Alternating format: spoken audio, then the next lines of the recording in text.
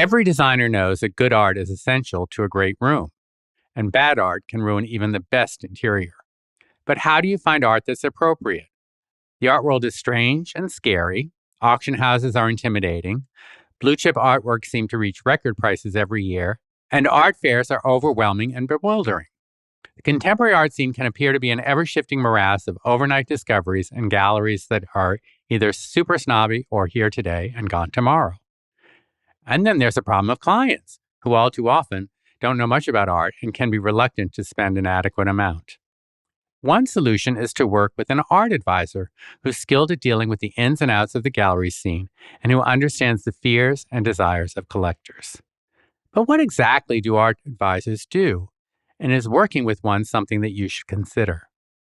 I have with me today two women who work with collectors and designers to demystify the art world and to make it easier for them to find art they love and that is perfect for their homes.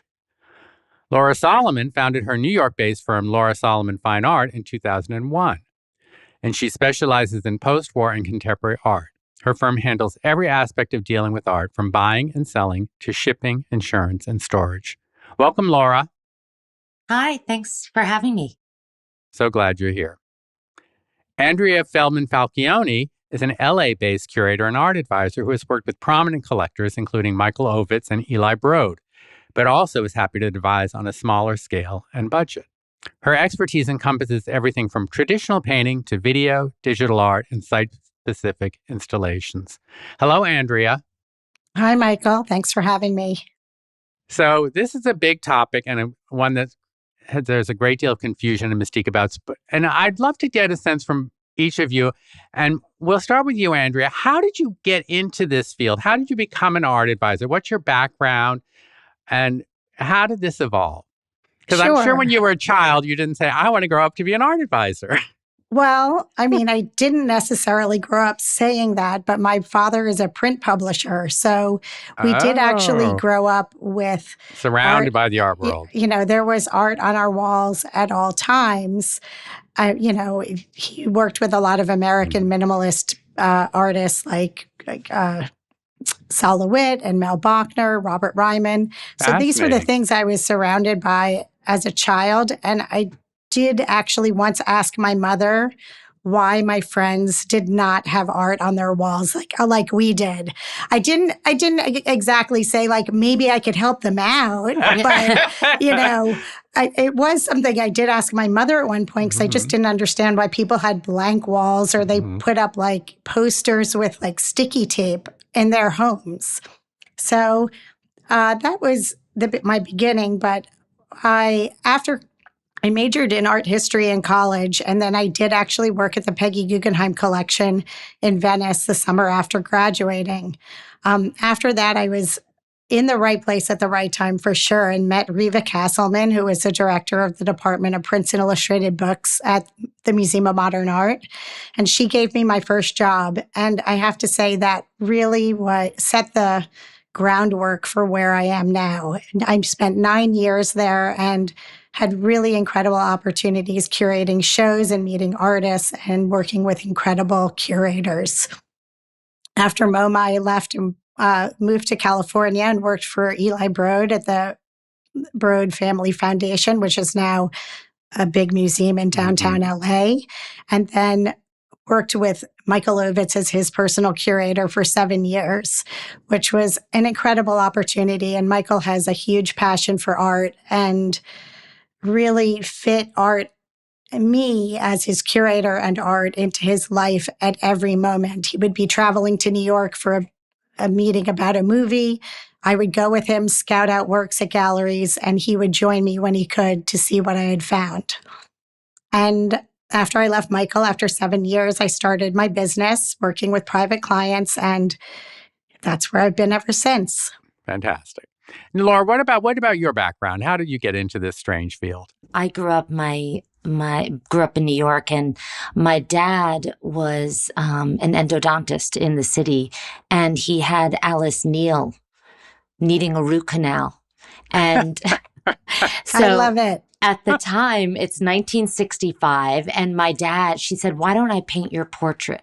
And my dad, very modest, said, "What do I don't need a portrait of me." And but he ended up, thank God, saying yes. And so I grew up with some art, but certainly with this incredible Alice Neal portrait of my father. Great. Yeah, which is kind of fun. But I studied art history in college, and one of my closest friends was the daughter of Paul Anka, the singer. Mm-hmm. And we were out to dinner with Paul one night, and he asked, "So, Laura, what do you want to do with your life?"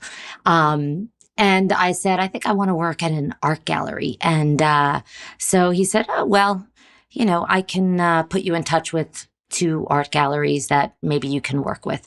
I ended up the first paid internship at Gagosian and being there with Larry Gagosian way back when.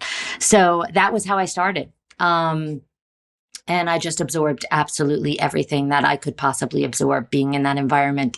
And then after, I ended up working with Karl Appel, the Dutch Cobra artist.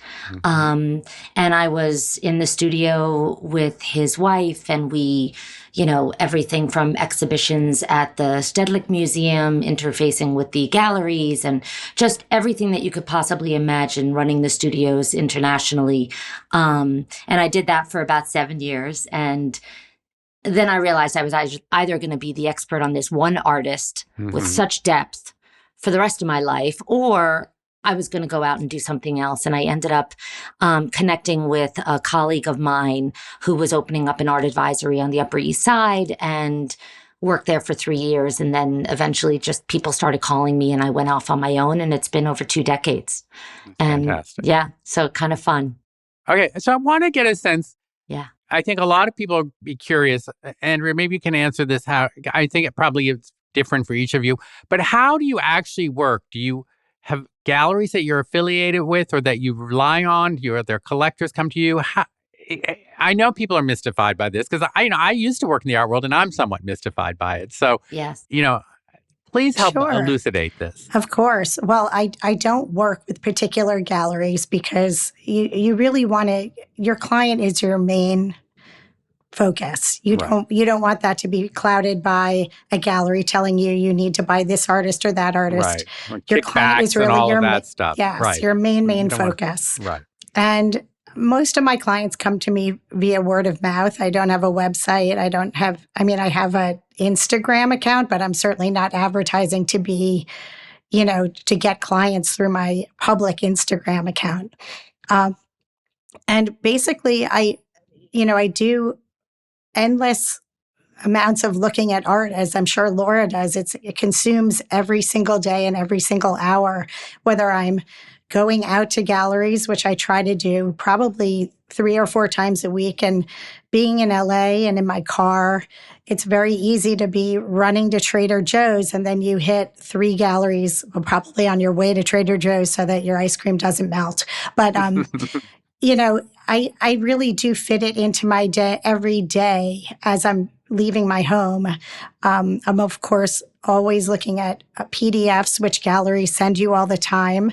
And you can request PDFs if there's an artist you're interested in. They're having a show in 2 or 3 months. You kind of stay on top of the gallery so you can get a first look at things for your clients so that they get first choice, if possible, for artists that they're interested in.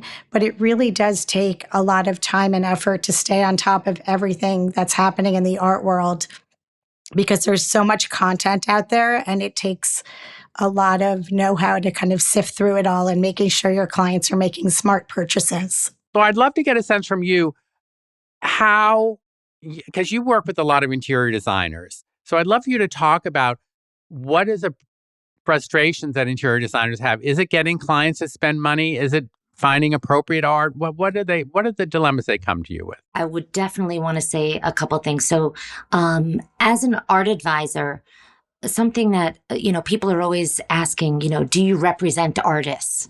Or, you asked if we're affiliated with different galleries, and we are not salespeople. We're not.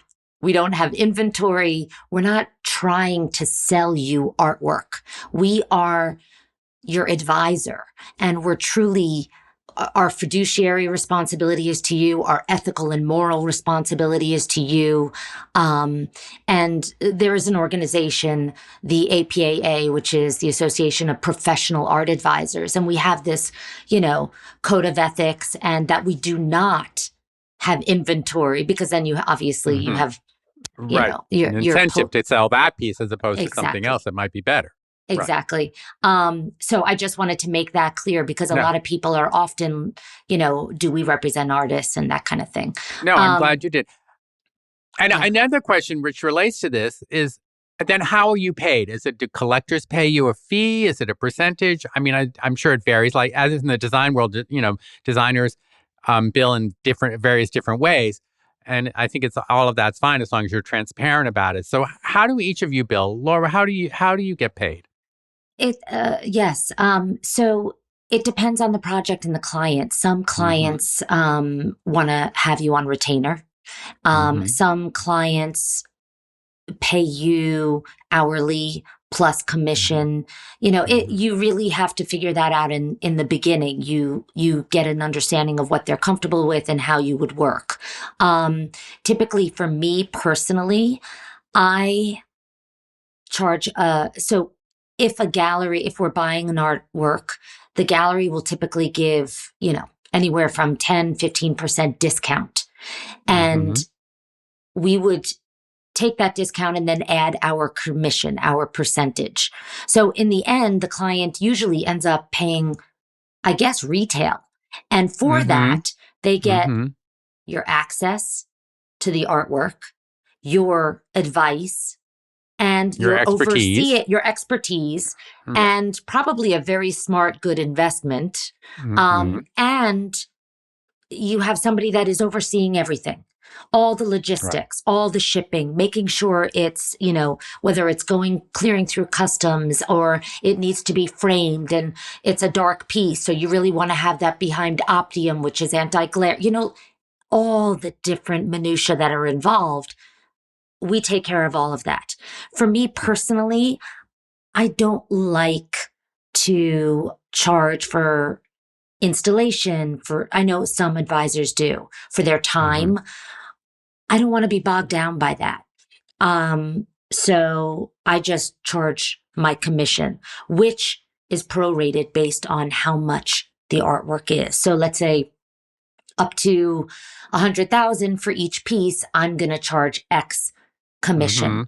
If it's, if they're spending hundreds of thousands of dollars, I'm not charging a 20% commission.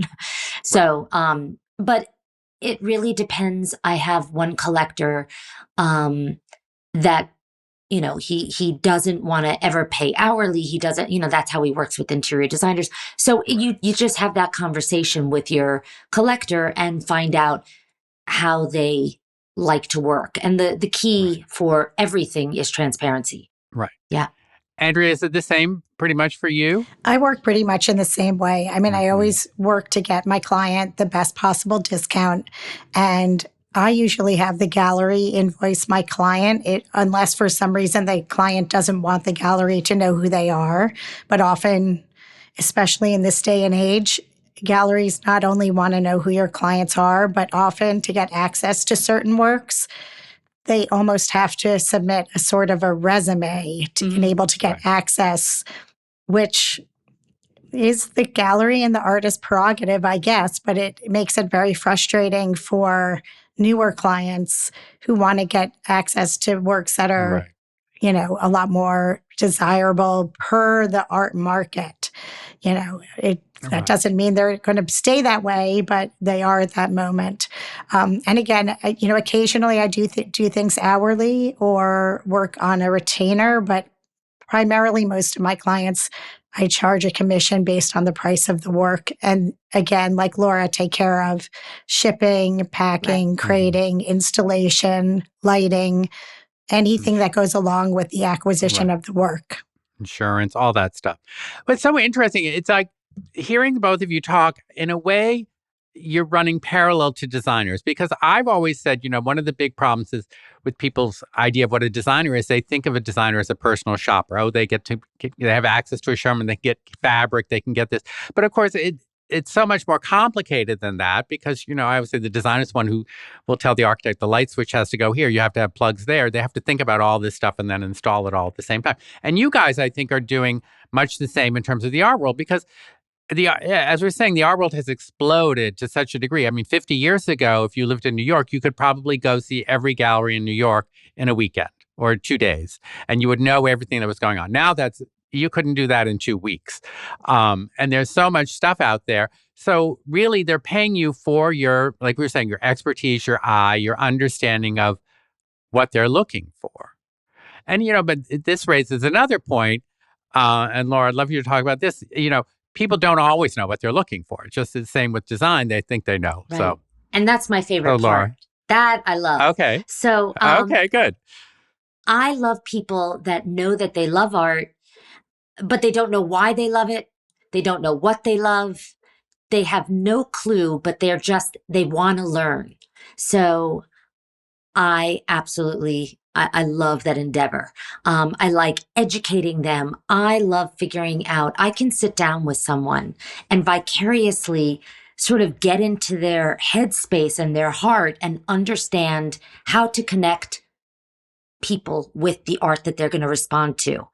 And I end up educating them on why they like something. And then they start to feel more and more comfortable, like, oh, okay, yeah, I understand. I like color, but I don't like it when it's like this. Or, there are so many aesthetic and personal responses to art. And I love helping people figure out what it is that they respond to, why they respond to it. So there's because some people say, well, it's art. How could you possibly explain or understand why you like this and you don't like this one and why you like Marcel Zama, but you don't like Tala Madani. There are nuances that an advisor can help you discern the differences between what to most people would just seem like, sort of quirky figuration or representation. And we can help you unpack that. And you learn about yourself. You learn what you respond to. And the other key element is you may love certain artists and you may love certain art. That doesn't mean you want to live with it. Mm-hmm. That's another whole, interesting, different category. I love certain work. I know that I am not going to want to have that much active energy in certain rooms or in certain homes. And you really have to help people understand that. You might think this is super cool. Do you really want to live with that every day? That's a good question. Right, because there's a difference between art that's great for a museum or a corporate headquarters and a living room. That's right. And, but some collectors want that. So I have this one particular collector. Some collectors actively want you to be challenged. Whether you're sitting down at their dining table at a dinner, they want the unexpected. There's a huge sculpture in the living room. There's video art. There's hanging things. There's installation. But then there are other collectors that, they may have the budget, but they are very reserved and they don't want it to look like a gallery and they don't want it to come across as, look at me. So you really have to get into the psychology of the client to understand how they want to present their collection. Right. And that brings up another point. And Andrea, I'd love you to talk about this is, I think that there's been, now that the art world has become so popular and art has become so essential to home design and interiors, that people want to go for the big names. They want to have their friends and colleagues come in and say, oh, you have a Warhol. Oh, you have, whoever it might be that's of the moment. You have a John Curran or and it's more about the name. I often joke that they should just hang a giant Prada label over their mantle as opposed to a work of art.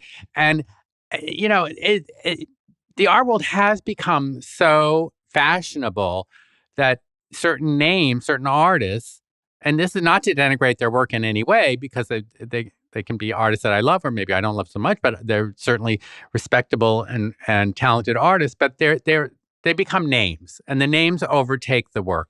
So, how, do you feel that you add to that sensibility, or because Yeah, it's kind of inevitable, I suppose? sure. Well, sure. And sometimes, especially with newer collectors, with really new collectors, they probably don't even know what those names are, except for, like Warhol or Jasper Right. Johns or things like that. Right. But for collectors that want to kind of have those big names, I think part of what our job is to get them to look at a lot of things that are amazing works by artists that are equally as talented, but maybe just haven't at that particular moment gotten that sort of name recognition. Although, I'm so glad to hear you say that. yeah, Absolutely. and one of the best, one of the things I love is, and because there are so many art fairs all over the world, there is not really a week that goes by that you wouldn't find an art fair happening somewhere in the world. But to be able, if the client has time, to walk through an art fair with them, and it doesn't have to be Art Basel, Miami Beach. It doesn't have to be Frieze. It doesn't have to be TAFAF. It can be any art fair. And it really helps you as the advisor and the client get a sense of the things that they're drawn to. And then once you really get a sense of what your clients are looking for, you can show them things. Yes, by these big name artists, which at this point really are very hard to get access to unless you are a big name collector. But you can show them works by artists that are equally as challenging, equally as beautiful, that they would love to live with, and put them in that direction, and also have it be a smart purchase. Right. Laura and I are following the trends, not trends per se, but like where artists' careers are going. Who's showing them, who has a museum show coming up, who's getting picked up by Gagosian. There are so many artists, especially in this day and age, that'll be showing at a small gallery. And unfortunately for those small galleries, a big gallery will look at that artist and say, wow, they're pretty incredible, which is at the point at which Laura and I have been showing these clients' works, and then gets picked up by Gagosian. And then the client's like, oh, you showed me that a year ago. Can you get me one? And I'm like, I can't do it now. Now I'm you can't so afford sorry. it. You can't afford it. And I don't have the same kind of access. Right. So it's really an instance where your clients have to put faith in you, that you are showing them things that are smart purchases, and things that, I'm sure that there's so much out there. There are things they're going to love. Right. And I'm sure your jobs have only become more difficult because now the artwork is so global. I mean, not only in the sense that, galleries like Hauser and Wirth and Zwerner have galleries all around the world, but I think there's such an increased interest in artists from Africa and artists of color and from the Middle East and all that. So, how do you keep on top of all of this? Obviously can't keep on top of everything. So are there things that you focus on, Laura? Well, so to that end, first of all, I would say that in addition to the number of artists and artworks and the globalization of the art world, Andrea can also attest to this, the speed at which the art world moves is insane. So it's not only getting access, it's not only really searching through hundreds. I mean, we get hundreds of emails a day. I look at hundreds of works of art a day, every day. So it's not just that, but if you get a preview or something's coming down the pipeline and you get this preview, you need to jump. It needs to be, sent off, offered, on hold, and potentially purchased within 24 hours.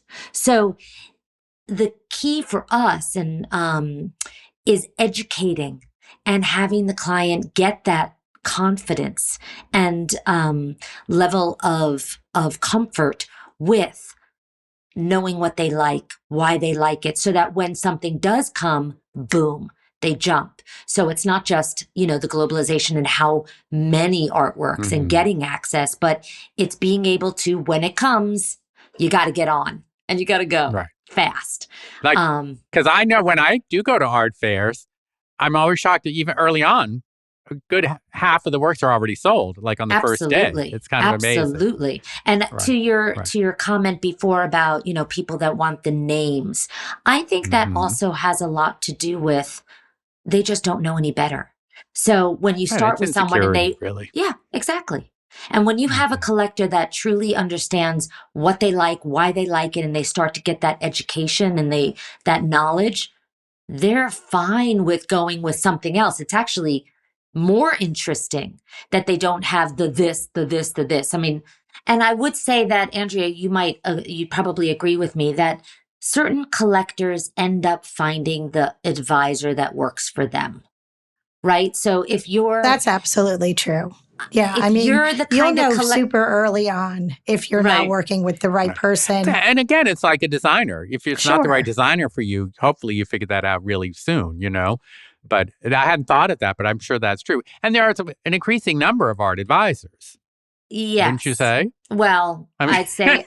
Well, it's still a fairly specialized field. Well, yeah, but the problem, with art advisory is that unlike being a doctor or a lawyer or many other things, you don't need a degree. Right. So truly, Michael, tomorrow, if you wanted to be an art advisor, you just print up those Michael Boudreau, cards and art advisory, and you're in business. And get your little handbag and put your little, hire a PR firm to get you all over social media or on magazines. And then suddenly you're an art advisor in demand. But that's just, it's all smoke and mirrors. But I think that's why, people like Laura and myself and other people that are in the Association of Professional Art Advisors, we are all vetted.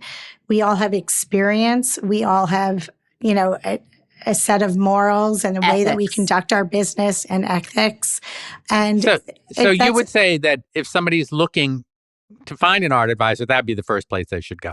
Right. If they don't know anybody to ask, if they don't have friends that work with art advisors, the Association of Professional Art Advisors really has art advisors all over the world. And you could read a little bit about each person and you could contact them directly. And, it's a way to start if you really don't have any contacts, which, a lot of people don't. Right. And again, like design, it's a very personal relationship. You have to trust your art advisor and you have to respect their taste, and their taste should be somewhat similar to yours. Hopefully you're going to expand the client's taste and knowledge. But, it's something you have to suss out, and you probably meet a couple that you don't like before you find the right one. Maybe. It's very frustrating because, I guess in the past, 5-10 years, everybody and their mother is like, oh, I'm advising now. Oh, but I'm also a gallery. Oh, and I also curate. Oh, and I also. What? That's yeah. So, you got to vet them and know that they've been doing it for a while, and that they actually. And the other thing is access, right, Andrea? I mean, these days, if you don't have a good reputation, galleries love to offer work to me and probably to you as well, because they know that our our collectors are serious. They have beautiful collections. They don't flip and they're not interested. It's not market driven. So that has a lot to do with it. So you want to get somebody that has a good reputation and respect in the field, because you know that those people are getting offered the work that you want access to. And the best galleries, the good galleries, want their artists to have long, sustained careers and want their works to be in the right collections and collections that will end up going to museums or whatever. So they have a vested interest as well to represent the artist. So they want to work with the good advisors that they know and trust. I mean, I know sometimes it can seem a closed world to an outsider, but it's really about trust and protection. Absolutely. From the gallery side and from your side, you're protecting your clients, they're protecting their artists, and working together. I think designers can be the people who are caught in the middle. And Andrea, obviously, I want you to weigh on this as well, but we'll start with Laura. They have to do the client's taste, they have to deal with the art world. How does that work? What's their big frustration for designers when they come to you? Is it that their clients won't spend enough money? That they? Yeah.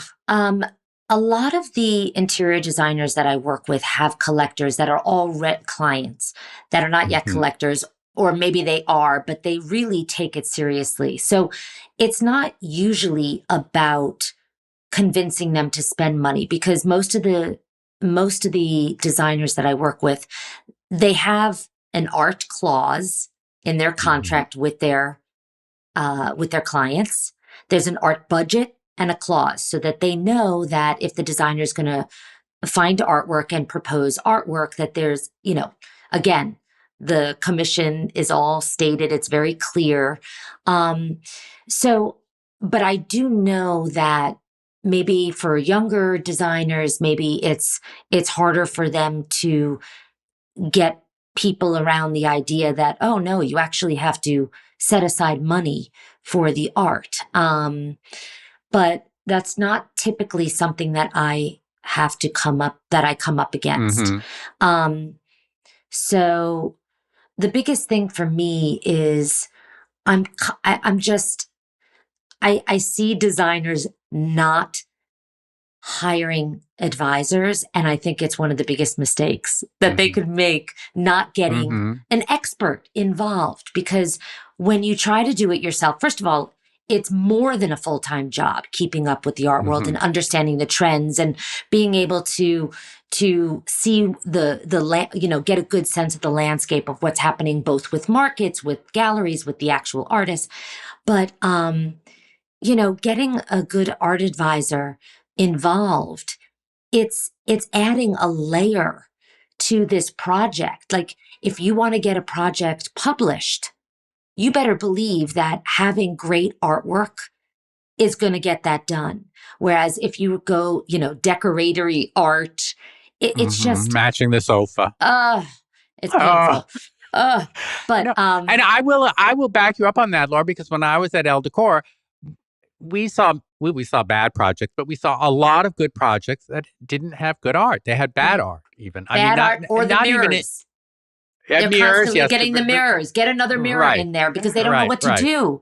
right, And it's right. just, you elevate the project by getting great. I mean, you wouldn't forget about getting depth and whether it's rugs or fabric. Like, this is art, and it's a major um, Right. part of the equation. And this is people Yes. living with it and falling in love with art. And then there's also the actual huge financial investment aspect to it. So, Mm-hmm. I mean, for all these reasons, you got to get an art advisor involved. Don't try to do it Right. yourself. Right. Yeah. Yeah. Good sell job there. I- Andrea, would you agree with that in terms of Oh, your absolutely. I clients? mean, it's exactly what Laura said. It really, this is our full-time job. We're not looking at sofas. We're not looking at vases. We're not, looking at bathroom fixtures. We are spending 24/7. And, like you were saying, what Laura was saying earlier, yesterday morning, when I woke up, I was looking at a PDF somebody sent me at 7 o'clock in the morning. And I thought, oh, a client of mine might really like this. I sent it off to them Sunday morning. They wrote back pretty quickly and said, we like the fourth one down. Is it still available? And by the time I went with my daughter to get bagels on Larchmont, I had made a sale. Exactly. So, it's not like I say, oh, I work for myself, so I'm going to do a Monday through Friday. I'm doing this when I wake up, when I go to sleep.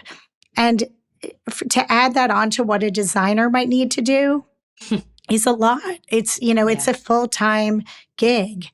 And there's just no way around that. If you're just helping your clients buy art that you see, at one place or A another, they showroom or probably two are galleries. actually Right. working with a gallery. And, and then, I don't know how that's working financially for that interior designer, but it's not doing the best for the client. Right. Right. And I have to say, often I think your value is really something I hadn't thought about this, but like I will often go, like I remember going to the Whitney and seeing that little show of Salman Torres paintings that they had about a year ago. And I thought, oh, I had not heard of him. I thought, oh my God, this is an artist. I'm really interested. I really respond to his work. But of course, by that point, by the time he was in the Whitney, Too late. Way too late, probably 3 years too late, we're not talking 6 weeks, we're talking 3 years too late. And, I can't keep up with the gallery scene. I try, I go to galleries, I go to museums, but, so that's just so interesting. If I had known 3 years before about Salman Torre, I might well have bought a small painting if I could have afforded it at that point. And maybe then I could have, So I think this is such an interesting point about you guys are way ahead of the curve, or at least you ought to be. That's your job. I'm not saying you can always keep up because it's like a tsunami. Right. But I think that's so interesting. So I'd love to get a sense. I know you get hundreds of emails every day, and I know you go to the art fairs. But how do you keep your eye fresh? What do you go for? Either respite or inspiration? Where do you look? What's your favorite way to do it? Do you like to go to the art fairs? Do you go to museums? How do you keep? Do you read the art magazines? How do you keep abreast and also keep fresh? I think you do all of that, but also what I really love doing is talking to the younger people that work at the galleries, not the main director, but maybe like you mean that person who sits at the front desk, like the front desk person, gives you those looks that are like, don't approach. You approach them. Exactly, and because they're often artists or at a level that they're friends with people who are more emerging in the art scene. And sometimes you get really interesting insights from them. That's true. That's one way that I think is super helpful. But I do think just talking to gallerists, to everybody, I think that have kept up with everyone I've met in my entire life. And I'm not kidding you. And I can draw on those people, in whatever field they're in, but certainly having worked at MoMA for a long time and, in the LA art world for a long time, there's a lot of people that cross your path. And I think if you keep up with them and continue to have conversations all the time, you're going to get a little nugget of something. We get invited. One of the great things also about being in the art world is there's a lot of social aspect to it. So you get invited to dinners and you might sit next to a collector you'd never met before and you ask them what they've been buying lately. And you might, they might be things you've heard of, but often they're not. So there's so many roads to inspiration that can be achieved. And I have to say, and I'm sure Laura will agree, that we have the best job in the whole world. Yes, definitely. I like when I'm going to an art fair, that is not the time that I really discover, because almost the entire time I'm spent with collectors. And when I'm walking around with, like we were just in Miami for Art Basel, I had 4 different collectors. So every time I am spending, 2.5 hours with a collector walking around, and then I'm going around with the next one. And then and each time I'm seeing different things because I'm looking with their lens. I'm looking and I end up seeing the work that I am interested in presenting to them and educating them about. So for me, it's being able to see the number of artworks that we see. If you have 40 emails and 38 of them are black figuration, which happens to be something that, is everywhere for the past couple of years. But then there's somebody that's handling it a little differently. Or maybe there's somebody that's working with landscape. Or you just start seeing things. I don't think seeing things with a fresh eyes is a challenge at all. It's pretty easy to cut through the crap. Sorry to, it's you can tell when it's quality. Because if you're looking at, 40 things and they're all very similar, black figuration, there are a couple of them that you're saying, oh, wow, okay, that's actually really interesting. Or that person, I don't like it. I don't want to live with it, but they're doing something different. And that I want to take notice. And I'm going to make note of that. Right. Yeah. Right. And I think but one of the things that I think is so true is that in the art world, and this in the design world too, is I think people, when they do get excited about something, they like to share the enthusiasm. Now, are there other suggestions you have for young collectors besides hiring you guys yourselves, Right, or right. an art advisor? What would you recommend that they do? Go to the art fairs, go to museums, Yeah, galleries. go to galleries, go to museums. Also take notes.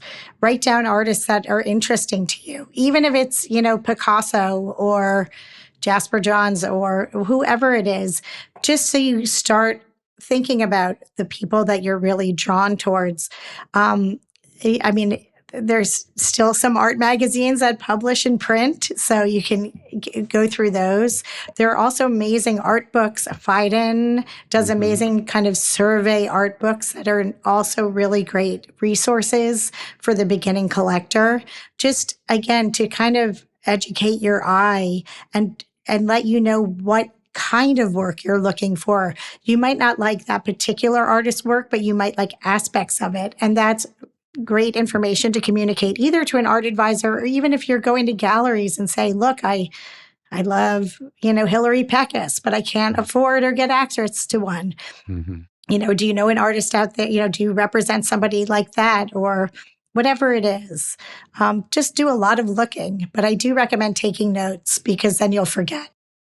Right. I would add And with to the that, iPhone, take a picture, take a Oh, picture and right. take a picture of the Absolutely. label. Yeah, I would just Yes, add to Laura. that so when it comes to looking, I think for the young people that are not as adept and seasoned with looking at art, Andrea and I can look at 100 emails, and if somebody says, it's an artist we've never seen before, but we look at the image, we look at the medium and what it's made out of, and we look at the size, that the dimensions, we can already imagine, oh, that's a 60 by 48. It's made with oil paint. We know what that looks like. We know what that would be like to be in a room with it. If you're a young collector, you don't know what that feels like. So to me, you have to forget about the computer, but get on out there and be in front of artwork. Realize that it is in a gallery setting or a museum setting. But, they also have a lot of these apps and technology that they can, if there's something that you like, you can actually get that piece and have it, superimposed into your home, into your room. But I do think that it's super important for you to be in front of the artwork, to understand what it's like to be in front of a framed drawing versus scale, being scale and texture and not just color, but like presence. So you need to be in front of the artwork to get that I don't think anyone eye.